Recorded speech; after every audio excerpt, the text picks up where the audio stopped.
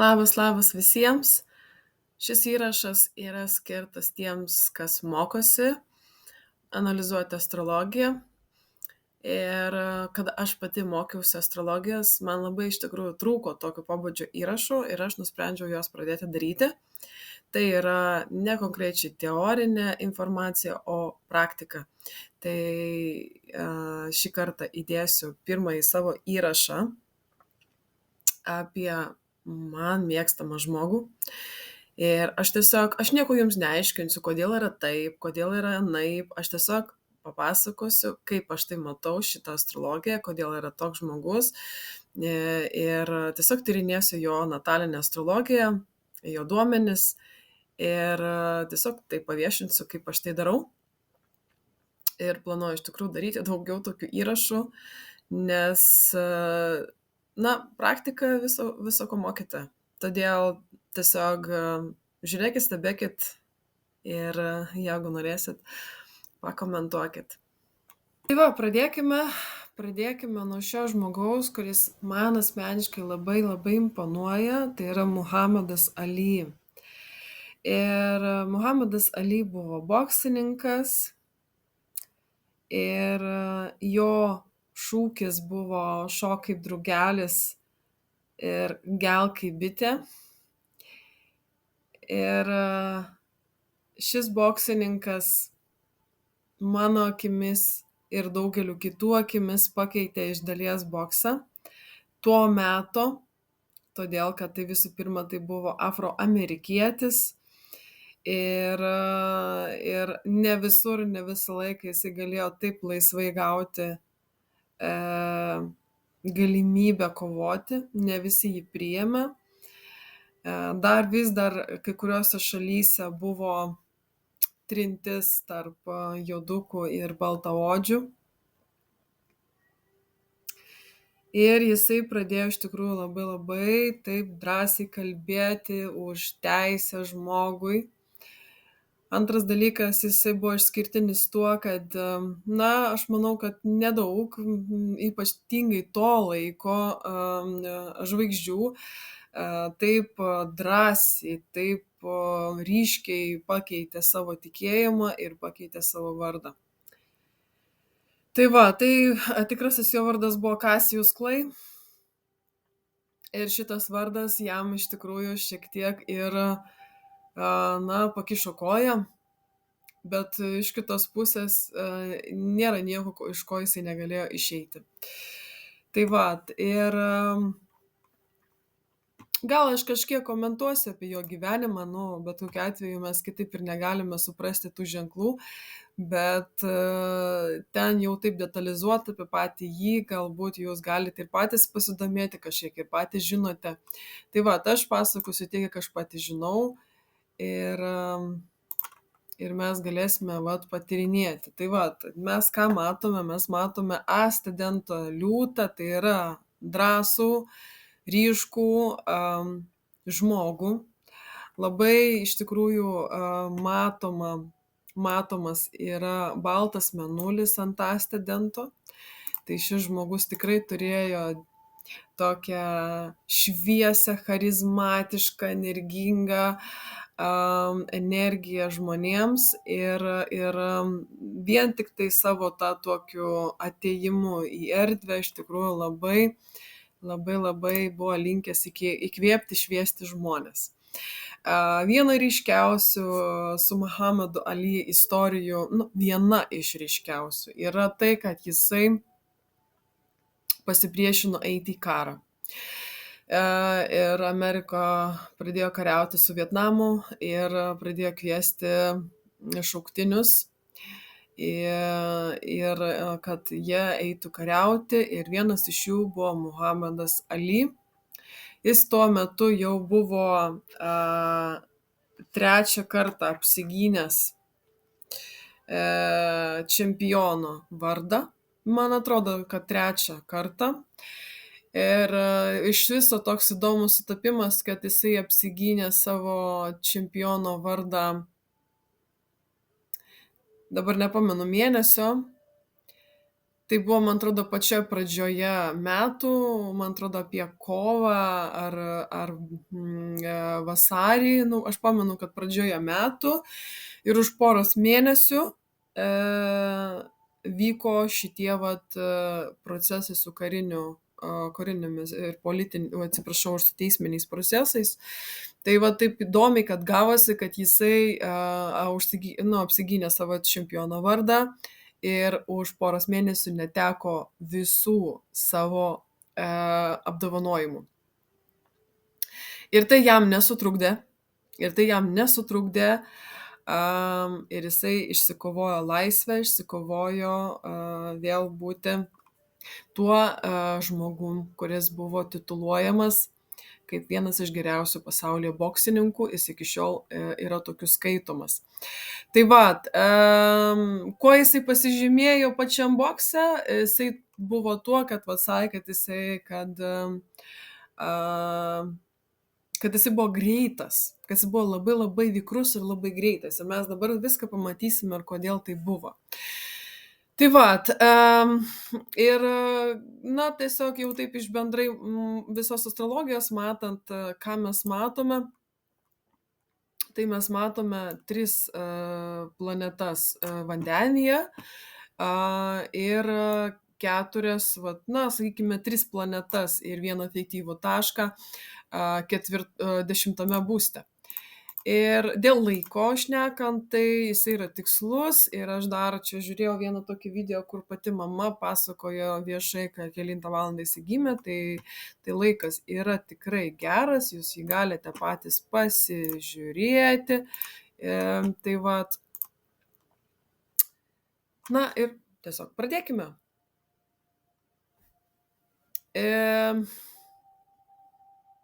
Jeigu šnekant apie tą situaciją, karo ir prievolės ir kodėl iš viso ta situacija susidarė. Iš tikrųjų, valstybė yra 10 būstas. 10 būstas yra valstybė, teisminiai procesai yra 7 būstas. Ir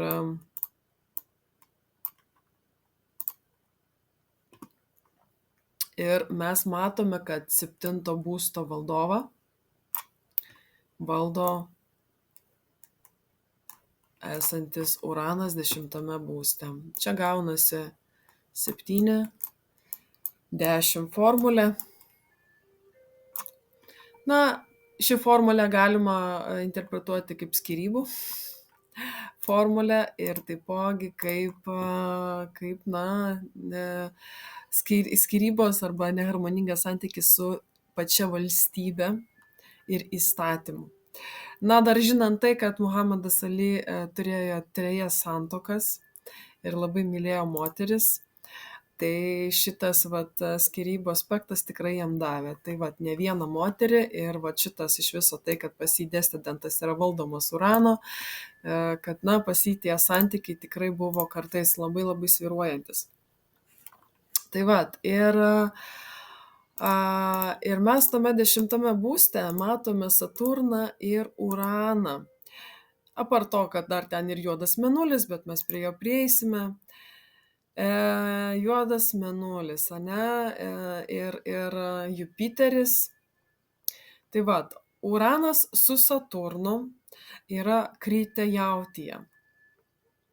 Bet mes čia turime MC. Ir MC Jautyje yra valdomas šitų 2 planetų ir šios planetos. Ir mes čia turime netgi 3 silpnas planetas esančios Jautyje, bet kurios yra labai susijęs su jo pašaukimu, su jo keliu, su jo profesija, ką jis iš viso atėjo į šį pasaulį veikti, ką jisai nori veikti. Ir nors, sakyčiau, mano akimis Jautis yra ganėtinai humaniškas, švelnus ir toks stabilus, stabili tokia energija žmogaus, bet čia yra Marsas, jis nori įrodyti, jis nori parodyti, jis nori pasiekti. Taipogi ascendentas Liūtė, jisai nori pasirodyti, jis nori būti ryškus, jis nori būti matomas.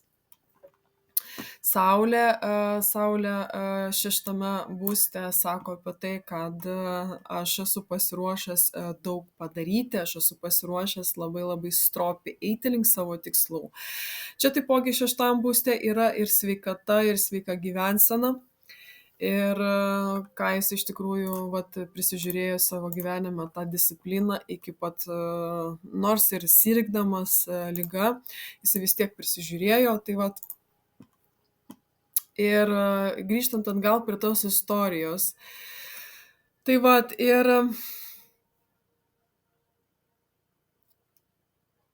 jį pakvietė, žodžiu, į karinę prievolę. Ir jisai, kada atėjo tenai, ir jį kviečia Cassius Clay, todėl kad visi dokumentai buvo ant tokie ir jį tiesiog taip kviečia. Ir jisai nepriėjo, netgi net neatsiliepė ir jisai net nesureagavo. Jį pakvietė antrą kartą, pakvietė trečią kartą. Ir jisai oriai išstovėjo savo poziciją, jisai vat, užsispyręs, matot, jautie, Marsas užsispyręs tvirtas savo įsitikinimuose, nepalaužiamas, galima taip sakyti, savo įsitikinimuose. Ir jau kada, jau jie visi tikrai žinojo, kad jis yra Muhamedas Ali, jau jį pakvietė Muhamedas Ali, tada jisai priėjo prie jų. Ir jisai atsisakė eiti į karą dėl to, kad jo tikėjimas į jo religiją, jo įsitikinimai yra prieš tai, kad jisai iš viso neįsivaizduoja savęs, kad galėtų kažką nužudyti. Ir jisai sakė tiesiog viešai žmonėms, žurnalistams, sakė, ką man tie azijiečiai padarė. Jie mangi nieko asmeniškai nepadarė.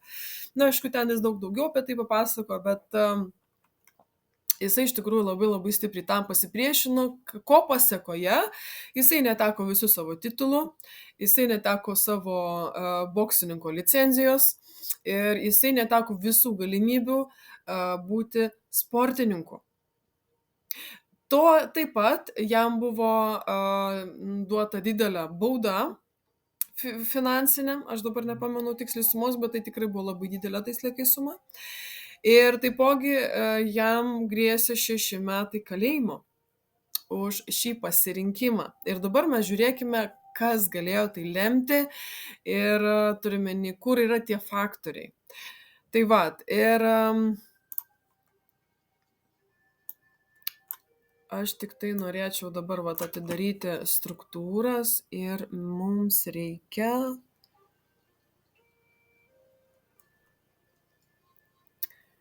vat ši struktūra. Jupiteris ir karminiai mazgai lėmė šį įvykį. Ir aš dar papildomai pasakysiu dar kitą faktorį, kas lėmė. Na, kas čia yra? Čia yra antras būstas,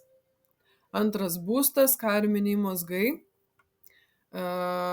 Ir jam kaip ir likimu buvo numatyta, kad jisai galėjo turėti tokių kaip ir šiokių tokių problemų su finansais, ane? Jo karma atidirbama per finansinę prizmę ir jisai tikrai nebijojo sumokėti tos sumos, nors jam tai buvo sudėtinga, tikrai daug labai sumokėjo. Tai va, tai buvo teisminis nuosprendis, 10 būstas Jupiteris, ane? Ir vėlgi galiu pasakyti tai, kad antras būstas yra valdomas Merkurijaus. Merkurijus yra vandenyje, įtakojantis 7 būstą, dar be to, kad ten yra Venera. Ir mes čia gauname, ir dar be to čia yra 10 būstas įtakojamas juodo mėnulio Merkurijus. Mes gauname iš tikrųjų Merkurijų šiek tiek tokį nelabai teigiamą, arba tiksliau šiek tiek kenkėjišką, ir mes čia turime formulę 2, 6, 10. Kas toliau, kas čia dar galėjo duoti šituos dalykus? Šiuos dalykus galėjo duoti Plutono opozicija Mėnuliui. Tai 12,6. Tai vat jo darbas galėjo vat lemti jo laisvės tą va tokį praradimą. Ane? Ir nu, aš dar, aišku, ne visi galbūt tuo tikėtų, priimtų, bet aš čia dar įdėčiau ir Chironą, nes Chironas yra antrasis jaučio valdovas. Ir čia yra susijęs su 10 vėlgi būstu. Ir čia vat tokia situacija. Dar taipogi dėl ko per pinigus jam kirto, todėl kad tai yra vat šito ascendento baltojo mėnulio ir Veneros opozicija. Taip aš tai matau. Kas gelbėjo, kas išgelbėjo šitą visą situaciją, todėl kad taip, jisai neteko tų finansų, taip jis neteko kuriam laikui savo nepilnai laisvės, bet jisai buvo laisvas, bet tuo pačiu negalėjo daryti to, ką jis iš vis atėjo šiame gyvenime nuveikti. Ir jis labai norėjo tai nuveikti, tai buvo jo mėgstama veikla ir jisai nenorėjo to keisti savo gyvenime. Jisai turėjo didįjį triną. Jis turėjo didįjį triną su, va žiūrėkite, mes turime, palaukit, va šitą. Ir dėl to, kad šitame didžiajame trine dalyvauja Uranas, jisai kaip ir šiek tiek vat per Saulę ir Neptūną, tas Uranas gelbėjo tą Merkurijų ir Mėnulį vandenyje 6 būste ir Venera 7. Ir kaip kokiu būdu čia šitas trinas jam gyvenime reiškiasi ir dar kaip matot, jis yra 2 būste. Neptūnas tai yra dvasinis tikėjimas, jo dvasingumas, jo gebėjimas išstovėti, jo tas maištininko ta siela Uranas, ane, jisai drąsiai, tvirtai, užsispyrusiai, ryškiai stovėjo savo poziciją. Saulė palaiko dar baltas mėnulis ir tuo pačiu dar ir ascendentas yra susijęs su liūtu. Kaip ir gaunas taip, kad jisai lyg ir palaimintas yra, bet tik tai su sąlyga, jeigu jisai bus revoliucionieriškas, jeigu jisai bus unikalus savo, jeigu jisai išlaikys savo individualumą, jeigu jisai bus dvasingas. Iš tikrųjų ir jį tai labai labai gelbėjo jo gyvenimo kelionė ir dėl to iš tikrųjų jisai tapo labai labai įžymus. Todėl, kad ne tik tai dėl to Neptūno, aš sakyčiau, dėl to, kad čia yra tas Uranas. Tas Uranas jam davė va tą tokį drąsą ir unikalumą ir tą maištininką jo. Ir nors jis neteko daug galimybių darbo sferoje, neteko titulo, buvo pažemintas viešai, buvo labai daug žurnalistų, kurie jis smerkė ir ne tik tai žurnalistų, politikų ir įvairiausių aukštuomenės žmonių, kurie labai labai smerkė Muhamedą Ali už jo pasirinkimą. Bet iš kitos pusės, jisai po viso to teismo, kada jisai buvo nuteistas, jisai gavo iš tikrųjų šitą, kad jis turėjo, žodžiu, kalėti, ane, jisai gavo šitos visus nuosprendžius, bet jo laisvė nebuvo atimta. Ir tokiu būdu, vat nepaisant to, kad Uranas yra jautyje silpnas, jisai vis tiek per tą triną jisai gavo apsaugą. Mumis bent jau kaip astrologus mokino, kad didysis trinas, bet kuris didysis trinas yra visą laiką apsauga. Tai ir jisai iš tikrųjų juos turi 2 didžiuosius trinus. Aišku, sakau, ne visi naudojasi prozerpiną. Aš naudočiausi ją netgi labai, todėl kad čia yra Merkurijaus mergelės ir dvynių tema yra svarbi, o prozerpina yra valdovė tiek mergelės, tiek dvynių, todėl aš ją tikrai labai naudočiausi. Ir jisai čia turi netgi 2 didžiuosius trinus, tai yra Žemės didysis trinas ir oro didysis trinas. Tai Ir kada jisai gavo tą teisminį nuosprendį, nors jisai buvo, kaip čia pasakyti, pačios šalies USA buvo vos ne pasmerktas, ane? Jisai išėjęs iš teismo žurnalistams davė tokią kalbą, kad ta kalba nuaidėjo ir iki šiol aidi kai kurių žmonių širdyse, todėl kad jisai kalbėjo apie lygybę, apie humaniškumą, apie žmogiškumą, apie tą vat, dvasingumą, gylį, gerumą ir panašiai. Ir jo tą tokį religinį ir ne tik, ir moralinį pasirinkimą būti tiesiog žmogumi, ir kad čia yra jo laisvė. Tai vat ir iš vienos pusės jis neteko va tuo laikotarpiu licenzijos, gal netgi, nes jis nežino, kaip baigsis, gal netgi laisvės. Em, Jisai iš tikrųjų labai labai tapo populiarus tarp įvairių netradicinio mąstymo žmonių, na, hipio judėjimo to meto ir tapo dideliu įkvėpimu daugeliu išmintingesnių, gilesnių žmonių. Iš tikrųjų ir po to jisai tikrai labai labai sparčiai kilo. Ir tarp tų žmonių, kurie visiškai nesidomėjo sportu, kurie netgi, nelabai netgi vertino, nes aš kaip suprantu, dvasingesni žmonės, jie kažkaip, nelabai žiūrės to bokso, ne, ir boksininkas. Bet kada va šitas įvykis įvyko, tai tikrai labai labai nuskambėjo. Tai va, nuskambėjo jo žodis. Ir nepaisant to, va žiūrėkit, jisai juodą mėnulį turi Dvyniuose. Ir galima taip sakyti, galbūt, jeigu taip sudogmatizuoti tą juodą mėnulį, sakyti, šiam žmogui, negalima būtų viešai kalbėti, čia būtų labai blogai, ne? Bet mano akimis iš tikrųjų šitas Jupiteris iš tikrųjų šitą visą situaciją labai labai stipriai išgelbėjo, todėl kad jisai tapo labai dideliu autoritetu kitiems.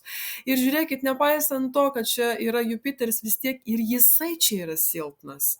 Jupiteris Dvyniuosegi yra išvarytas ir dar plus dar su juodu mėnuliu. Ir va čia šitam 10 būste pas jį gaunasi va toks, nelabai geros konfigūracijos, jos visos tokios tos planetos nelabai geros pagal statusą, dar be to, kad čia mes turime kvadratas iš Veneros, kvadratas iš balto mėnulio, ne, ir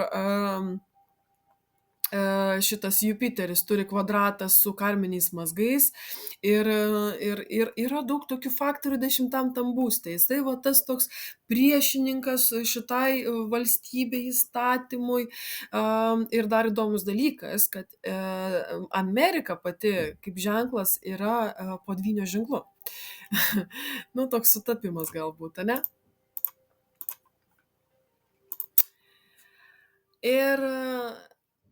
Bet, jis negali to žodžio išlaikyti, todėl kad visų pirma, pas jį Merkurijus vandenyje ir dar su mėnuliu.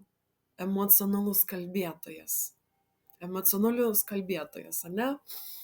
Tai vat, ir iš kur, vat, pamenat, sakiau, kad greitis, ane, labai didelis greitis, dėl to, kad vat, mes turime sportininkas, ane, šiaip realiai jis galėjo pasirinkti profesiją per bet kurią, bet pasirinko per pačią pirmąją planetą esančią Jautyje. Tai vat. Ir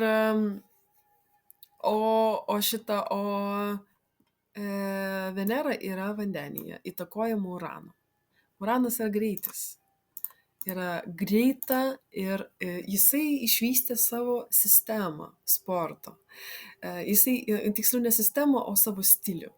Jisai turėjo savo asmenį stilių. Toks greitas, jis dar sakydavo, kad aš neboksuojuosiu, aš šoku ringe. Tai vat, ir jisai vat buvo toks unikaliu to savo matymu. Kas čia dar? Dar yra tai, kad šis žmogus iš tikrųjų, didžiam paradoksui, labai anksti susirgo Parkinsono liga. Šiaip pagal standartus iš tikrųjų tai buvo labai labai anksti, nes šiaip Parkinsonas apie 40 metų labai retas atvejis reiškiasi. Nu, rečiau, tiesą pasakius, jisai daugiau yra vyresnio pensijinio amžiaus žmonių ligos, bet jam tai pasireiškia jau paskutinės, nu, apie 38-39, tiksliai diagnozuota buvo, kada jam buvo 41-42 metai. Tai va, tai mano akimis yra gan jaunas vyras. Tai vat ir dėl ko sakiau, kad tas vat mano akimis čia Merkurijus šiek tiek yra piktokas. Tai vat dėl to, kad taip, mes turime va čia, va šeštas būstas, galbūt ligos galime pasižiūrėti, ne? Ir čia yra iš tikrųjų, aš kaip matau visą tą situaciją. Čia yra liga per Merkurijų. Ir Saturnas nukreipia į Venerą, Venera nukreipia į Uraną. Nu, čia taip sakykime, čia yra Veneros ir Urano tarpusavio recepcija, vienas dalykas. Merkurijus sako apie Uraną ir kažkaip va tiesiog va šitas Uranas su Saturnu lyg nutempia šitą Uraną į šeštą būstą ir padaro jį nestabiliu. Toliau, kas toliau? Na, nes čia yra abudu šešto būsto valdovai. Abudu šešto būsto valdovai, tai yra va čia Saturnas ir čia Uranas ir jie čia yra abudu, ane? Ir mes čia ką turime? Mes čia turime Saulę, čia galėtų būti širdis, su širdimi kažkas susiję. Čia yra Merkurijus ir Mėnulis, kas labiau tikėtina, dėl ko? Dėl vat šitos vat Plutono opozicijos. Nes Plutono pozicija yra labai stiprus aspektas, mano akimis.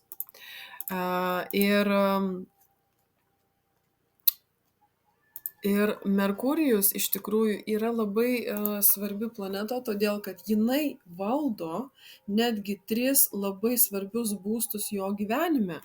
Tai yra antrasis būstas, čia Merkurijus yra, čia yra Merkurijus ir čia yra Merkurijus. Ir dar be to, kad sakau, kad Merkurijų įtakoja juodas Mėnulis. Dar be to, kad šešto būsto abudu valdovai yra susijungę 10 būste ir jie yra nelabai gerame statuse. Čia aišku to aspekto nėra, bet jis greičiausiai yra, ascendentas yra 19, čia bus Saturno ir šito ascendento kvadratas ir, na, nerodo man šito aspekto. Bet čia lentelėje rodo. Greičiausiai jums mane rodys ekrane, todėl jūs nematysite šitą aspektą, bet man čia lentelėje tiesiog rodo, kad yra Saturno ir ascendento kvadratas ir Saturnas yra kenkėjas mano fiziniam kūnui. Tai va, tokiu būdu čia gaunasi formulė 1,6,10. Dar, kaip ir sakiau, Uranas yra faktorius. Uranas yra tai, kas duoda nestabilumą. Parkinsono liga yra iš tikrųjų susijusi su, tai yra neurologinė liga. Ir gydytojai įtarė, kad, na, jinai susidarė ir taip anksti susidarė dėl to, kad, na, jam buvo traumos į galvą duotos ir tokiu būdu ten įvyko kažkoks vat trikdis, ane, smegenų srityse ir tiesiog ten, vat, kada Parkinsonas, tai yra smegenyse nyksta tam tikros galvoje esančios ląstelės. Ir pirmas dalykas, kame labiausiai pasimatė jo Parkinsonas pačioje pradžioje, dar kada jisai dar buvo labai populiarus, kada jau jį visi ten sakydavo, tu esi geriausias. Jau jam kalba pradžioje pradėjo iškart jau sakyti. Na, dar jisai ėjo normaliai dar, bet jau kalbėjo. Kalba yra Merkurijus. Ir va čia iš tikrųjų šitas va dalykas iš tikrųjų labai vat lėmė tas Merkurijus ir juodas mėnulis. Galima taip sakyti, vat jisai su tuo Jupiteriu 10 būste susitvarkė, jis tapo autoritetu viešumoje, jisai su to Uranu susitvarkė, Saturnu susitvarkė ir netgi su tuo pačiu Marsu susitvarkė, nepaisant to, kad visos 4 planetos, jos visos yra pakankamai sunkios ir turiuomenį nešančios karminių užduočių, nešančios iššūkių gyvenime, jisai iš tikrųjų vat, vis tiek gavo per juodą mėnulį 10 būste. Tai vat, trauma per galvą. Čia vat. Ir čia yra Jupiterio būstas. Ir nutempia į šitą vat vėlgi poziciją. Tai vat tokie vat dalykai su Muhamed Ali. Bet kokiu atveju mes kaip ir matome, kad jo didis užsispyrimas davė labai didelių rezultatų ir siekių, nes žiūrėk, ir jam buvo visi kaltinimai nuimti. Ir jisai iš tikrųjų išsikovojo didelę laisvę ir tuo pačiu metu, ką jis su tuo padarė? Jis davė iššūkį tam boksininkui, kuris turėjo